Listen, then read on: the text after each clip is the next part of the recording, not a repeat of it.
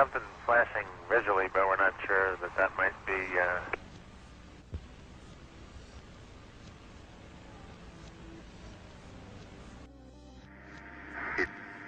It started over window 8, then quickly moved towards the nose of the orbiter, and we tracked it through windows 1, 2, 3, 4, and now it's what about window 5? It's moving away. Just pass off the nose again.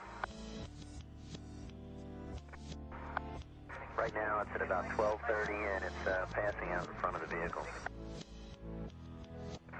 For Tally Ho, can you get a still imagery if you can, and any estimate on size or range? Let's see, we've had visitors again. Yeah. Hardly worth mentioning. Agree.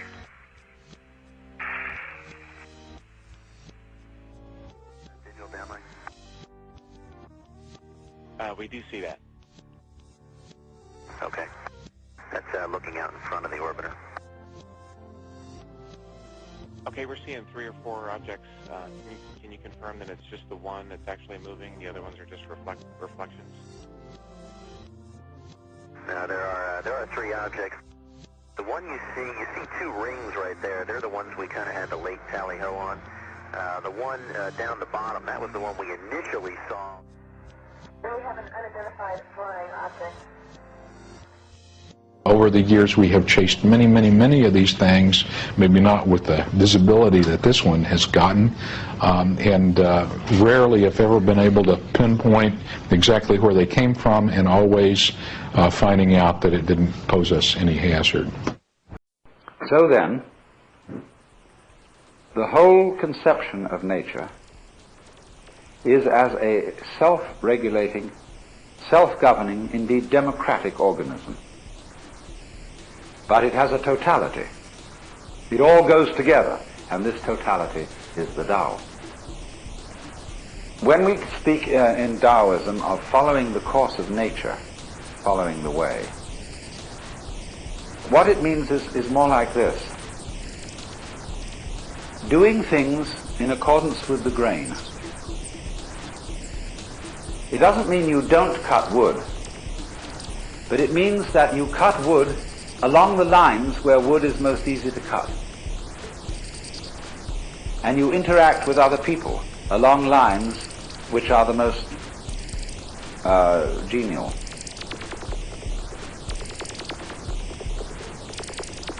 And this, then, is the great fundamental principle which is called Wu Wei. Not to force anything. I think that's the best translation. It's often called not doing, not acting, not interfering, but not to force. Seems to me to hit the nail on the head. Like, don't ever force a lock, or you bend the key or break the lock. You jiggle until it revolves. So Wu Wei is always to act in accordance with the pattern of things as they exist. Don't impose on any situation a kind of interference that is not really in accordance with the situation. It would be better to do nothing than to interfere without knowing the system of relations that exists. It's terribly important then to have this feeling of the interdependence of every form of life upon every other form of life. How we, for example, cultivate animals that we eat, look after them and build them up, and see that they breed in reasonable quantities. We don't do it too well, as a matter of fact, especially troubles are arising about the supplies of fish in the ocean, all sorts of things. But you have to see that life, that the so-called conflict of various species with each other is not actually a competition. It's a very strange system of interrelationship, of things feeding on each other and cultivating each other at the same time. the idea of the friendly enemy, the necessary adversary, who is part of you. You have conflicts going on in your own body. All kinds of microorganisms are eating each other up. And if that wasn't happening, you wouldn't be healthy. So all those interrelationships, whether they appear to be friendly relationships as between bees and flowers, or conflicting relationships as between birds and worms, they are actually forms of cooperation. And that is mutual arising. You have to understand this as the basis. Apply this, not forcing anything, and you get spontaneity. A life which is so of itself, which is natural, which is not forced, which is not unduly self-conscious. Now, another term that is important, although I'm not aware that this word occurs in Lao Tzu's book, it's found in greater use at a much later time in Chinese thought, in a philosophy that is called Neo-Confucian, and it's also used in Buddhism. But it is a very useful word for understanding the sort of order that all this constitutes. It's the word Li, and this means originally the markings in jade, or perhaps the grain in wood or the fiber in muscle. It is translated nowadays in most dictionaries as reason or principle. But this isn't a very good translation. Joseph Needham suggested that organic pattern was an ideal translation for this word. And so in the same way, the foam patterns, the rock patterns, the patterns of our vegetation are once extraordinarily orderly, but they don't have an obvious order. Nobody can ever pin it down. That's what I'd like to say. You know that there is order there. There's something quite different from a mess, but there's no way of really getting it. Now, in order to be able to paint that sort of way, or to live that sort of way, or to deliver justice that way, if you were a judge, you have to have it innately.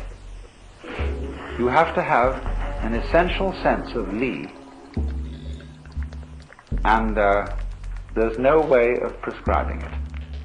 This is the very devil for teachers, because you see all our universities and schools are trying to teach creativity. That's the great thing these days, you know, and you hear at the Esalen, all sorts of people are giving courses and workshops in creativity. Now, the trouble is this: if we found out a method whereby we could teach creativity, and everybody could just explain how it was done, it would no longer be of interest. What always is an essential element in the creative is the mysterious. And so, again and again in Taoist literature, you will find this character, Xuan, which means the deep, the dark. It's like the black in lacquer. The impenetrable, and yet the profound depth out of which glorious things come, but nobody can see why. This very much goes together with Tao. When there's a place in the Lao Tzu book where he says that the spirit of the valley never dies. Well, the spirit of the valley, the deep ravine, is this. There's a poem which says that when the bird calls, the mountain becomes more mysterious. You imagine, for example, you're in a mountain valley and everything is very silent, and suddenly a crow squawks somewhere. You don't know where that crow is. And that little sound emphasizes the silence. Silence becomes deeper and deeper. Well, this word is used for the kind of mysteriousness which that bird's call creates. So, these two words together are used in Japanese, the expression yugen. And yugen is a quality which the poet Soami, who was a great artist of the No plays, said, yugen is to watch wild geese flying and be hidden in a cloud, to watch ships sailing in the distance and to disappear behind a far-off island, to wander on and on in a great forest without thought of return.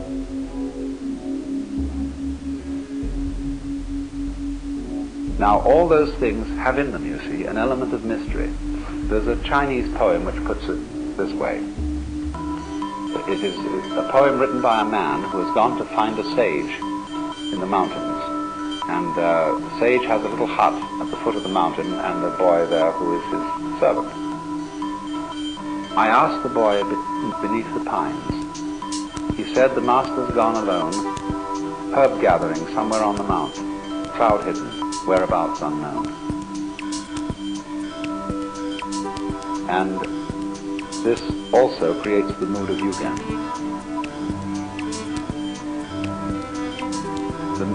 The hermit, you see, is a kind of yugen personality. He's a very valuable person and a very wise person, but nobody knows where he is. And ever so many Chinese poems are concerned with the life of hermits, seeking after hermits, and the wonder of hermits who totally disappear altogether. That's this funny idea of the deep and the dark, the thing that is important just because you can't quite understand it. Now, to Westerners, all that tends to sound rather hopeless. You say, if you can't tell us how it's done, what's the use? And that, you see, is because we have insufficient trust in ourselves. We think that we'll never be able to do certain things unless we have instructions as to how to do it. This comes, of course, partly from our toilet training.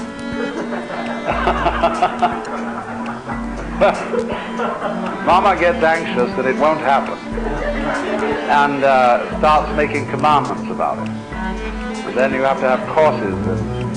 One of the funniest stories I heard was somebody was in a hotel in Europe, in England somewhere, and was going downstairs, and suddenly there was a room, you know, where they have committee meeting rooms, and there were a whole chorus of people saying, "We haven't today, but we will tomorrow. We haven't today, but we will tomorrow." I said, "What on earth is that?" Oh, somebody said, "That is Dr. Coué's constipation class."